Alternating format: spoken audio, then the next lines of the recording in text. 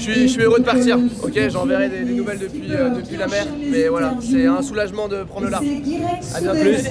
Freelance.com qui va rejoindre le haut des pontons. Guirec Soudet qui suit donc son pote Benjamin Ferré.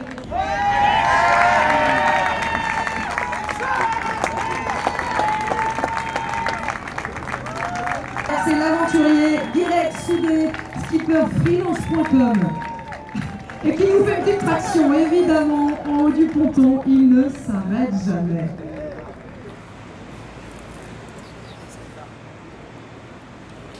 Peur de manquer.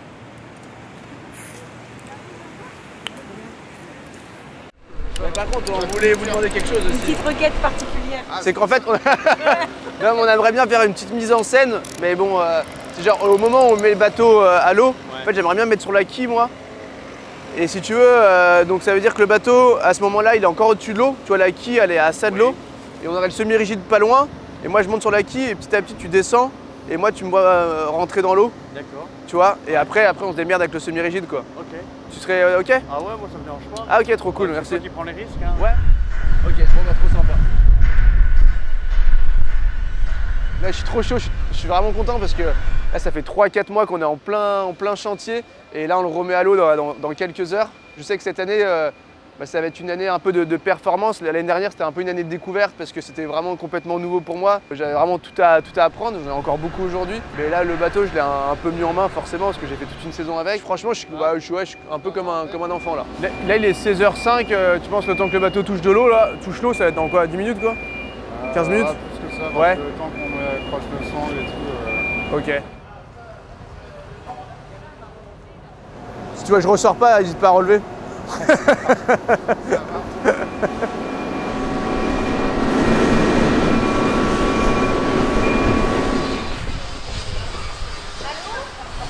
fait ou pas là?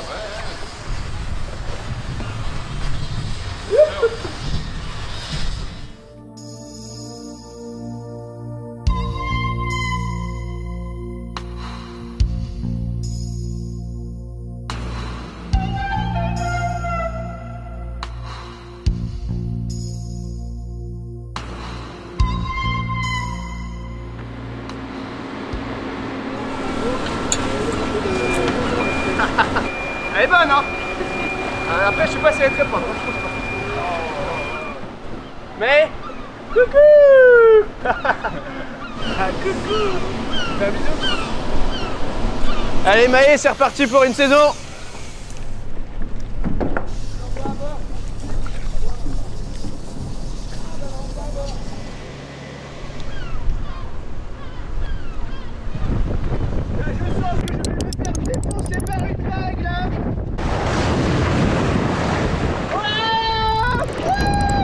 Le projet Vendée Globe, il est arrivé au milieu de l'Atlantique quand il était à la rame.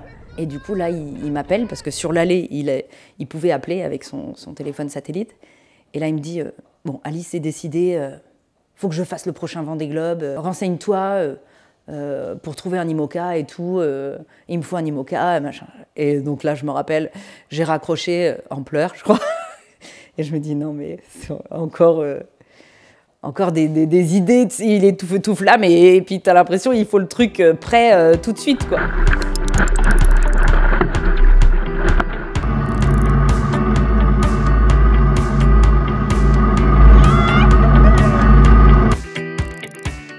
Monique est en train de pondre.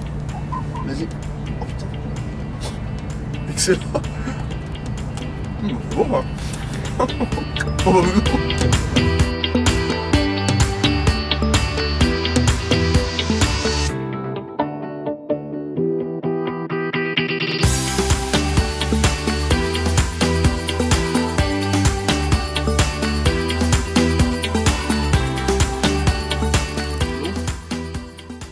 Tu te régales toi?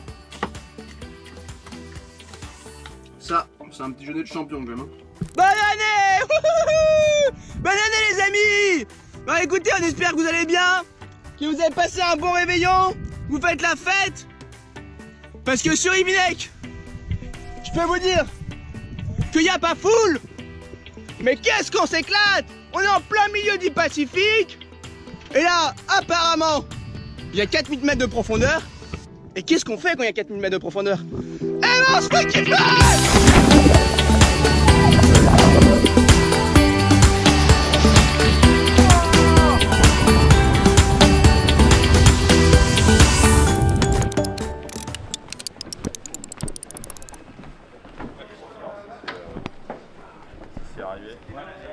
Et Guirec, à quel point elle est importante cette course là? Là c'est la première course de la saison si tu veux, donc on vient de remettre le bateau à l'eau. Donc l'idée c'est de fiabiliser un peu tout ce qu'on a pu faire à bord quoi.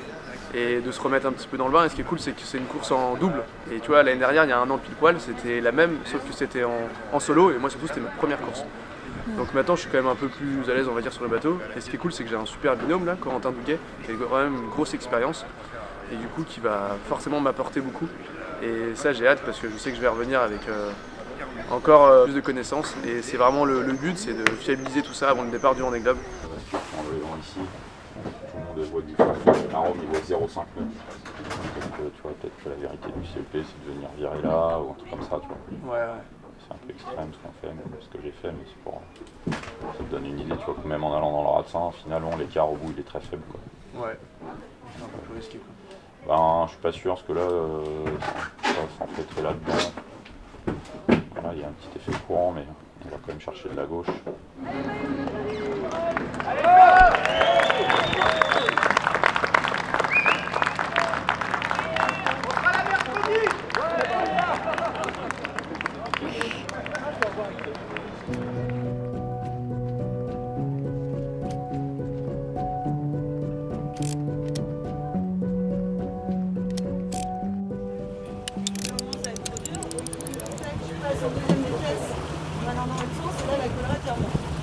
Deuxième vitesse, si là encore c'est trop dur, je repars vers la flèche et là c'est très très lent mais beaucoup plus facile.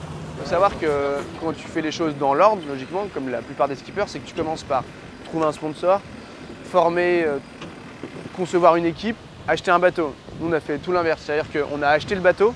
Moi j'ai acheté le bateau, j'allais dire sur mes fonds propres, non parce que je n'avais pas les moyens, mais grâce à ma société avec ma banque. Et après derrière on a trouvé une équipe et ensuite il a fallu trouver un sponsor forcément parce qu'on ne communique pas trop sur les budgets mais un bateau comme ça c'est pas loin d'1 million d'euros et puis après en budget de fonctionnement tu es entre 1 million et 1,5 million par an quoi. Nous on est une équipe de 6 personnes à plein temps, plus à côté on fait appel à des indépendants en permanence. C'est la partie quand même qui est la plus compliquée dans la course au large, c'est qu'il y a beaucoup de projets, il y a beaucoup de bons marins et trouver l'argent c'est jamais évident, en plus c'est pas forcément marrant à faire. J'ai un gros sponsor qui est freelance.com, plus d'autres petits sponsors. Et ensuite, moi je gère mon budget comme je peux quoi. Donc bon voilà, tu vois, on a réfléchi pour faire des modifications de ballast et tout. Et après c'est à toi de te dire, bon bah est-ce que ça vaut le coup de se lancer là-dedans parce que ça va prendre du temps, ça va prendre de l'argent. Mais moi j'aime pas trop les sacrifices, donc clairement là il y avait des trucs qu'on n'avait pas trop les moyens de le faire. Je l'ai quand même fait. Et après derrière ça veut dire que moi je dois retrouver d'autres sponsors quoi. Et après moi tu vois j'ai d'autres sources de revenus comme des bouquins, des films. Donc là logiquement c'est pas vraiment de l'argent que j'étais censé injecter dans mon projet, mais je l'ai fait beaucoup. C'est mon problème tu vois, j'ai envie de te dire. Hop, hop, bonne chaise là, terminé. C'est simple, hein? Bon, attends, ne l'enlève pas. En Il n'y a pas la même gueule que le mien.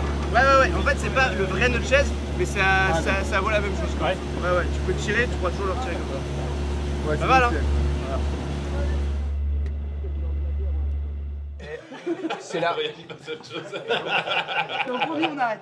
Non, mais c'est sûr qu'il y a deux mondes au sein d'un même monde. Non mais déjà tu as des projets gagnants et des projets plus aventure comme nous, mais ça n'empêche que si tu peux être un projet gagnant, tu peux être très chouette. Bon, bah même il y a 3 mondes. Puisqu'il y a les projets gagnants, les projets aventure et dérive, et puis les projets du milieu qui finalement... Ceux du milieu, ils misent sur la casse quoi. Bah même ça, oui, mais même les projets dérive finalement. Bah, tout le monde. Hein. Non, mais tu sais très bien que sur les bateaux qui vont partir, il y aura la moitié qui va arriver, à peu près. Écoutez Binge. Qui sait Quito de Pavon, il a fait 3 départs de Vendée Globe et on n'a pas fini. C'est ça le Vendée Globe aussi. Le Vendée Globe, c'est déjà finir le Vendée Globe, c'est déjà gagner le Vendée Globe.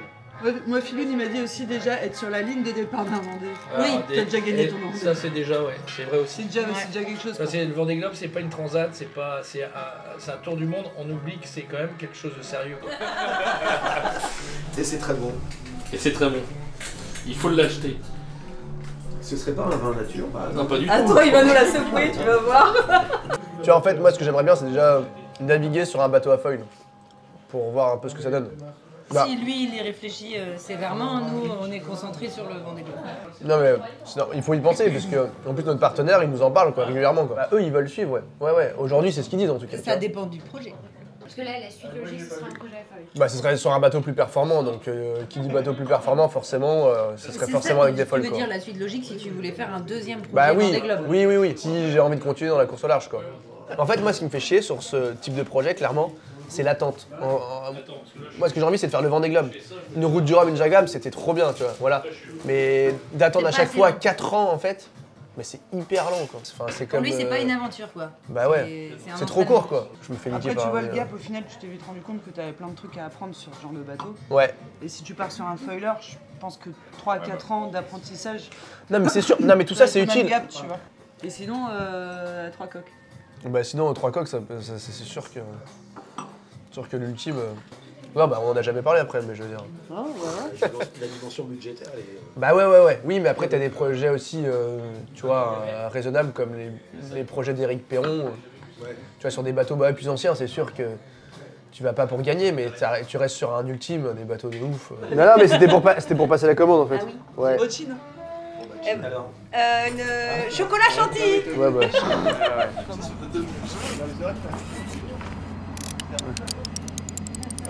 Oui, c'est à nous, ouais.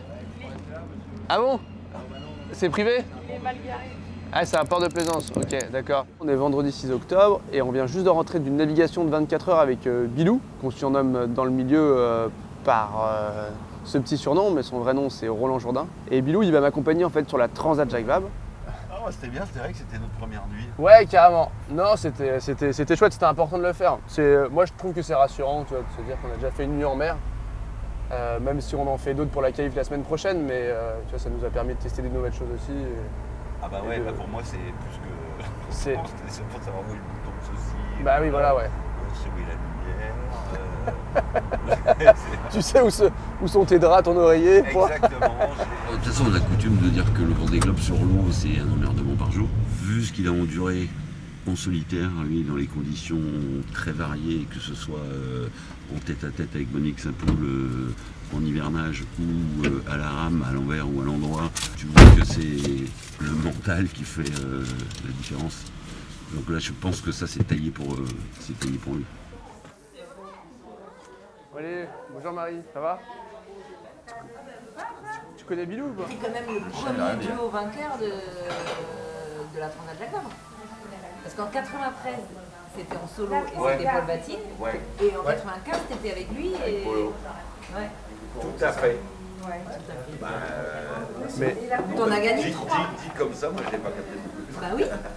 et t'en as gagné 3 Bilou? En fait, Non, 2 mais dont la première, quoi. dans la première. Donc Ouais, le mais- bassin Paul Ça n'aura Battine, jamais il aurait merci pu à lui. s'appeler le bassin Bilou.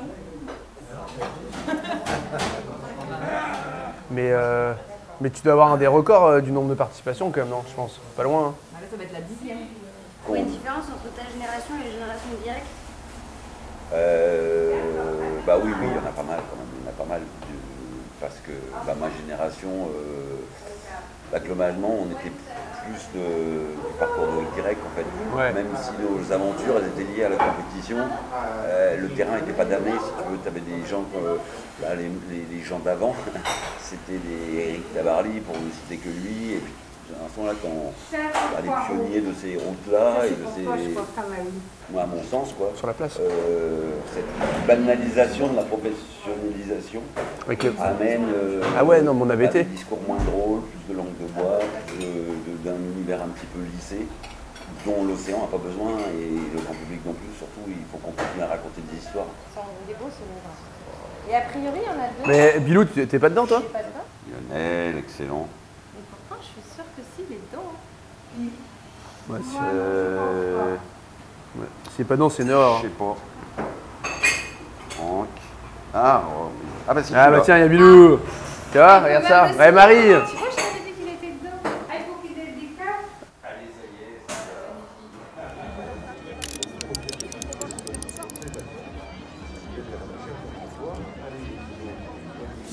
Ah, nickel. Super, bravo. Attention à vos pieds, hein. Pas vous prendre les pieds dans un cordage. Donc les IMOCA, je ne sais pas trop si ça vous parle, mais c'est des bateaux en fait qui ont été conçus pour le tour du monde, le Vendée Globe. Et donc il y a plusieurs types d'IMOCA. Là on est sur un IMOCA ancienne génération, qui a quelques années, et qui a un bateau à dérive droite. Donc on ne les voit pas les dérives, mais elles sont sous les housses là. Et les bateaux que vous voyez sur les côtés, c'est vraiment des bateaux pour le coup assez récents, donc nouvelle génération, des bateaux à foil. Et ça leur permet en fait, eux les foils, de sortir de l'eau et d'avoir le moins de traînée possible en fait. Donc l'IMOCA, c'est un bateau qui fait 18 mètres, un tirant d'eau, donc une quille de 4,50 mètres. Après on a un mât qui est assez balèze. Vous avez une idée de la taille du mât? 16 mètres, ouais. 30 mètres. 30 mètres, ouais, on est à 30 mètres, ouais. Et après, on a le droit à 8 voiles. Donc on a des voiles qui sont plus ou moins grosses en fait en fonction de la force du vent. Changer une voile, ça met combien de temps? Ça dépend, c'est entre une bonne demi-heure, 1 heure quoi. Ah oui? Facile, ouais ouais. Tout prend du temps, donc c'est pour ça qu'il faut vraiment réfléchir à chaque manœuvre quoi. Demain, départ de la Transat Jacques Vabre, ça va être ma première transatlantique vraiment au double de toute ma vie. Moi, je suis vraiment impatient de partir. Donc, si on pouvait avancer le départ tout de suite, moi, je suis prêt, il n'y a pas de souci. Bah écoute, les conditions, on avait un petit peu peur là il y a quelques jours, mais là, ça s'améliore. Voilà, de toute façon, quand tu fais un départ en plein mois d'octobre, fin octobre, début novembre, bah, tu sais qu'il y a des chances que ça souffle un petit peu. Et moi, ça ne me stresse pas parce que des conditions compliquées, bah, j'en ai déjà eu. Et surtout, j'ai besoin d'en avoir encore. Mais pourquoi pas encore plus fort? Parce que moi, le Vendée Globe, je vais partir tout seul pendant 3 mois en gros. J'ai besoin d'être rassuré. Et tu vois, et de me dire, bah non, mais 69 ans, 10 mètres de creuse, c'est quelque chose que j'ai déjà vécu auparavant à bord de freelance.com. Donc je sais que le bateau va tenir. Il n'y a pas de raison de stresser et d'angoisser un petit peu. Ouais, c'est chaud quand même. Hein.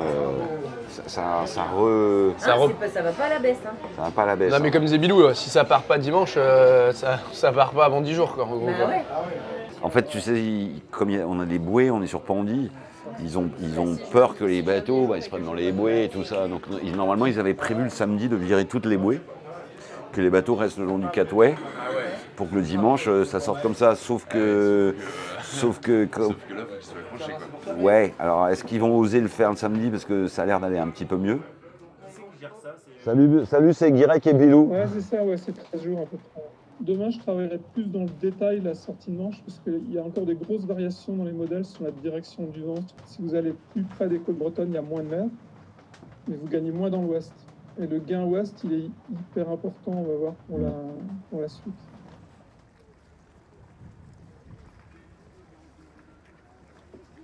Bah ouais, non, ça fait un peu chier quoi, c'est sûr. On l'a su, mais moi je l'ai su là, c'est Alice qui m'appelle là il y a 1 heure quoi. Il y avait même un skipper apparemment d'IMOCA, là, l'italien. Il a vomi toute la nuit tellement il angoissait de prendre le départ quoi. Ah ouais. Parce que parce que les conditions, tu vois. Franchement, bah ouais non, ça fait trop chier. En vrai, moi je suis dégoûté. Surtout là, je l'ai appris, genre je partais de chez moi, j'avais mes dernières affaires sur le dos.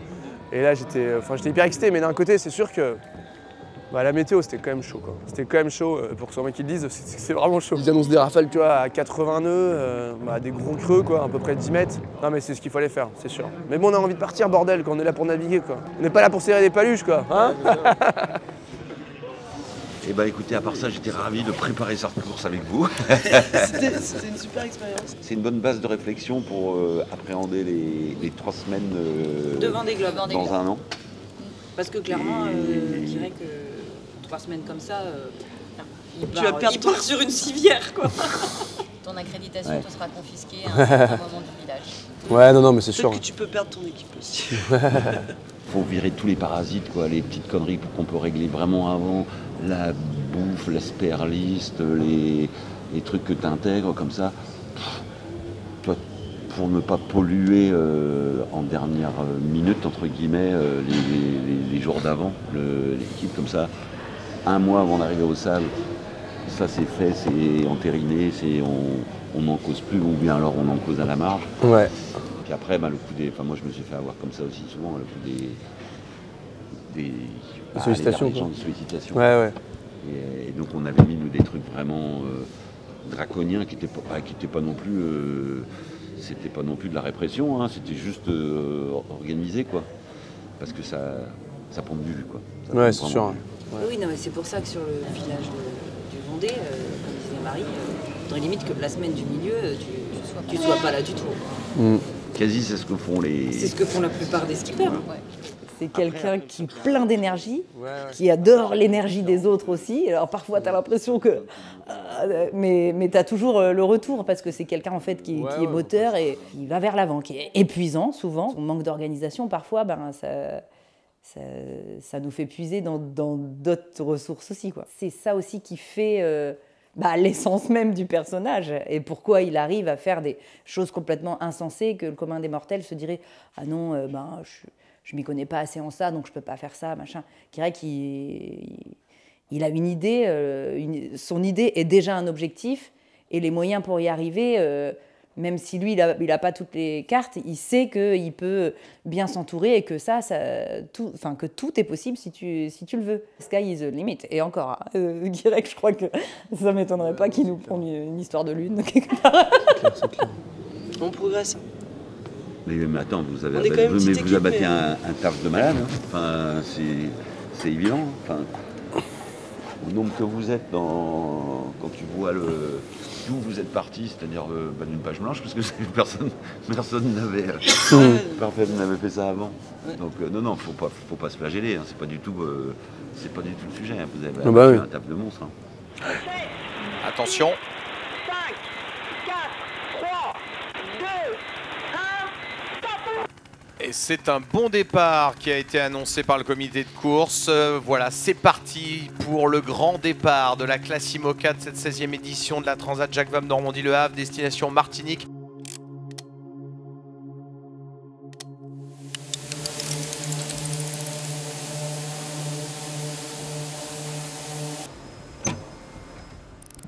Hello. Ça va? Et là, tu as ta trappe pour l'arrière. Ouais.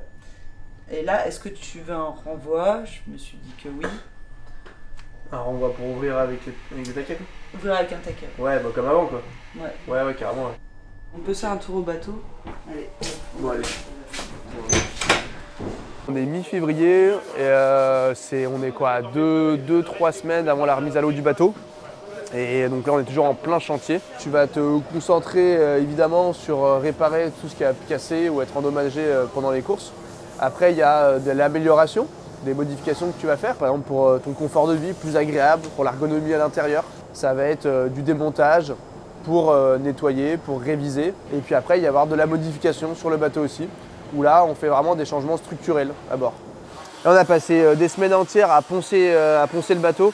C'était un boulot un peu ingrat parce que voilà, personne n'a envie de le faire, quoi. Mais voilà, on est très content du résultat parce que là, aujourd'hui, on a un super antidérapant avec une couleur vraiment unie et quelque chose qui croche, tu vois. Donc moi, ça va être trop bien la navigation. Guirec, je l'ai rencontré sur son premier voyage avant qu'il ait sa poule. Je lui montais pas mal de fois sur son bateau, naviguer avec lui, lui montrer des petits trucs, genre comment envoyer son spi, des petites questions qu'il avait. Et déjà à l'époque, il parlait de faire un Vendée Globe, que c'était son rêve. Et depuis très longtemps, il me dit que s'il fait ça, il a envie que je l'accompagne, il a envie que je sois avec lui. Que toute l'équipe soit des amis et autodidactes, ouais, je pense qu'il ne doit pas y en avoir beaucoup. Ok. Et me mettre sur le bateau comme ça. Désolée, pour une fois, c'est moi qui suis à la bourre. No problemo. Bah si, ça fait chier quoi. On faisait une heure de rendez-vous. Heureusement que Guirec était en retard aussi, quoi. Donc hier, c'était la visio là, pour la Transat. Mais du coup, on reste sur les mêmes dates d'estimation de routage et tout. On en reparlera tout à l'heure avec Coco, mais du coup, tout est calé comme ça. Ouais. T'as pas intérêt d'être à la bourre. T'inquiète, je serai plus en avance, c'est plus lourd. Ouais, bah là, ça va être chiant parce qu'on sera pas là. Tu cours tout seul. Bah, par exemple. Bah, là, c'est quand même hyper optimiste ce qu'on a fait. Donc, nous, on est sûr de pas être. Ah ouais. En fait, le problème, c'est que c'est une transat allée par le nord à cette époque-là. Moi, j'avais des routages à 7 jours. Hein. Oui, t'as des routages à 12 jours. En fait, c'est vraiment le lot, soit tu prends une DEP, soit tu la prends pas. Ça va être un putain de course au prêt. Tu vois, non mais c'est vrai, tu peux avoir. Oui, mais bon, faut pas que tu sois en retard, ouais, voilà. Et tu peux avoir. Sinon, ça va coûter trop cher en logistique. Il va être content, quoi. Une course au prêt. Il peut arriver en 7 jours. Faut le savoir, t'as une météo de ouf, tu peux arriver en 7 jours. Ouais. Là, c'est une transat au prêt par le nord que tu fais. Hein. Ouais, je sais, ouais. C'est pas n'importe quoi, là, c'est ici.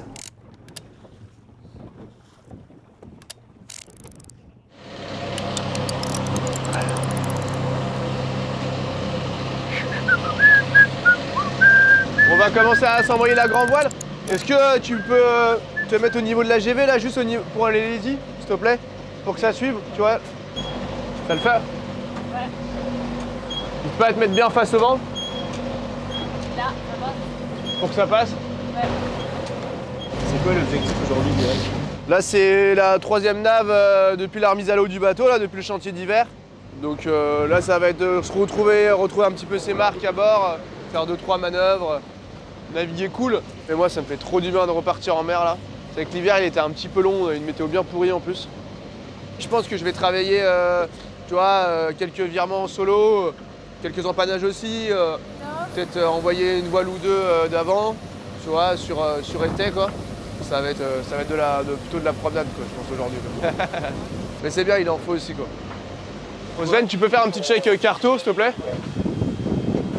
Est-ce que tu arrives à lofer plus, Dana? Ouais, là on est à 75, on est trop bas. Faudrait que tu essayes de rester à 50 du vent. Comme ça nous évite de refaire un virement. Donc là je suis à ma table à cartes et tu passes énormément de temps ici, à mon goût beaucoup trop d'ailleurs. Et je suis pas très fanat d'être devant un ordi en plein milieu de l'océan quoi. Moi quand je pars au milieu de l'océan c'est pour être en extérieur, pour naviguer, pour prendre du plaisir. Mais voilà, c'est inévitable quoi, t'es obligé d'y passer. La différence avec d'autres classes de bateaux, je pense à l'Ultime qui est la classe vraiment au-dessus des IMOCA parce que c'est des bateaux qui sont beaucoup plus grands, beaucoup plus rapides. C'est vraiment incomparable, ils vont 2 fois plus vite, voire 3 fois plus vite que nous. Mais eux, tu vois, ils ont une assistance météo à terre. Donc c'est-à-dire qu'ils ont une cellule de routage avec 1, 2, 3 routeurs qui vont se relayer en permanence. Et ils vont envoyer des indications au skipper en lui disant bah écoute, là il faut que tu suives tel cap pendant tant de temps, là tu vires de bord, clac, clac, clac, clac. Nous en IMOCA, on a le droit à 0 assistance. Aucune indication météorologique ou stratégique sur ta course, sur les réglages de ton bateau. C'est strictement interdit quoi. Et je trouve ça top. Bon, c'est vrai qu'il y a des moments où tu es dans le jus, t'as pas forcément envie de passer des heures à la table à cartes. Mais voilà, ça fait partie du truc. Et ce que j'aime aussi, c'est que bon bah forcément ça te fait réfléchir. Et déjà tu peux t'en prendre qu'à toi si ça fonctionne pas. Et si ça fonctionne, bah t'es heureux aussi, tu dis bon bah là j'ai bien joué mon coup. Et moi ça c'est quelque chose que j'essaie de travailler en amont, je vais travailler cet hiver. Et ça me permet de rattraper en fait toutes les années que j'ai pas pu faire sur d'autres bateaux, contrairement aux autres régatiers. Moi je suis arrivé boum, directement en IMOCA, moi je fais un peu de planche à voile au-dessus. Je pense que le gap il est tellement énorme que je sais même pas si c'est une bonne idée tu vois d'en parler. Donc ouais on se remet dans le bain gentiment là tu vois.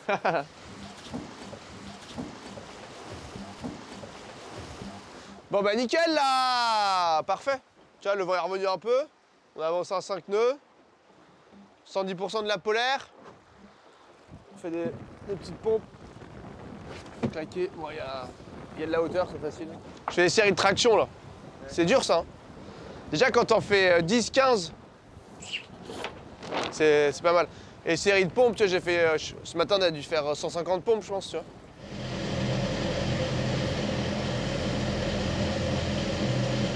C'est pas mal, hein? T'es sous spi, là? Oh, c'est pas ce qu'on nous a raconté. Ouais? Ouais, nous on avait un espion sur eux. Il y avait Bilou? Ouais. À la fin, là, c'était un peu mou, ouais. Ouais, mais c'est bien pour une première chose. Ouais, carrément, ouais.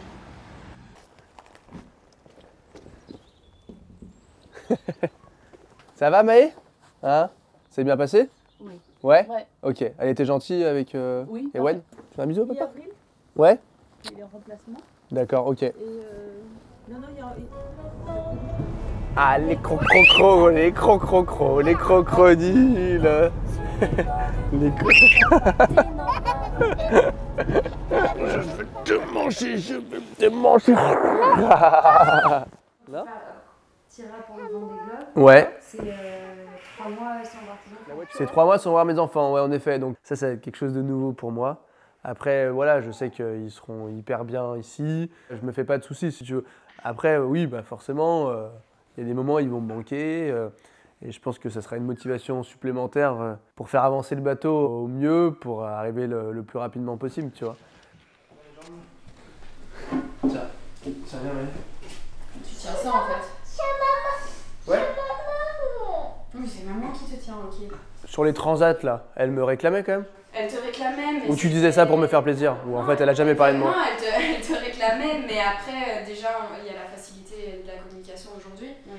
Heureusement, on n'est pas à la rame, où il m'a fait un beau coup, mais si elle commençait à s'impatienter ou quoi, directement, j'appelais direct, et et ça allait mieux. Là, c'est sûr que ça risque d'être différent pour elle, pour le Vendée Globe, déjà parce que c'est plus long, mais aussi parce qu'elle est plus grande et que là, elle pourrait me le faire comprendre un petit peu plus. Manette, je pense que ça sera encore un peu tôt, mais déjà, on vient d'avoir la maison, donc j'ai déjà un peu plus de stabilité parce que sinon ça faisait 4 ans qu'on n'avait pas vraiment de chez nous et qu'on déménageait tous les 4 mois, 6 mois. Une salopette, c'est sûr. Cara ou une Nonki? La épaisse? Tiens, ouais. Ah ouais, c'est bon. Comme c'est une adaptation qu'on suit quand même pas mal pour les villages ou toutes ces choses-là, moi c'était important aussi d'avoir une certaine connexion avec l'équipe, avec le projet, comprendre vraiment ce qu'ils faisaient. Et du coup, moi je gère beaucoup plus la comptabilité et puis... C'est génial la comptabilité, non? T'adores ça, non? Par contre, j'adore être organisée et comme il n'est pas du tout organisé, moi, en fait, j'ai une certaine satisfaction à régler tous ces dossiers. Bosser en couple, c'est pas forcément recommandé. En fait, il faut savoir faire des vraies coupures. Et moi, c'est pas forcément ma spécialité. Newt non plus, parce que son problème, c'est qu'elle c'est une très grosse bosseuse et que les samedis et les dimanches, elle peut être devant son ordi à travailler. Dès qu'elle a un moment, en fait, elle s'arrête jamais, quoi. Et c'est vrai qu'il y a des moments, c'est important de dire, ok, là, stop. On va faire autre chose, bon, qu'on est ensemble avec les enfants, évidemment, on va pas parler de boulot. Mais voilà, c'est juste cet équilibre-là qu'il faut trouver en fait. Après, ça fait que 2 ans et demi que je fais de la course au large. Et c'est vraiment une étape. L'idée, c'est de faire d'autres choses, c'est de partir aussi en famille. Et d'ailleurs, moi, pour le coup, je m'estime privilégié d'avoir quelqu'un comme Newt parce que le nombre de marins que je côtoie et qui rêveraient de partir en famille, en fait, non, leurs femmes, c'est juste pas possible. Elles ont le mal de mer. Partir trop longtemps, loin de leurs copines, loin de plein de choses, ça le fait pas. Et Newt, elle a vraiment un esprit d'aventure aussi, quoi. Si je lui disais, écoute, en fait, changement de projet, on part demain en mer, je sais qu'elle elle me dira pas, mais non, t'es fou. Elle me dira, ok, c'est parti, quoi.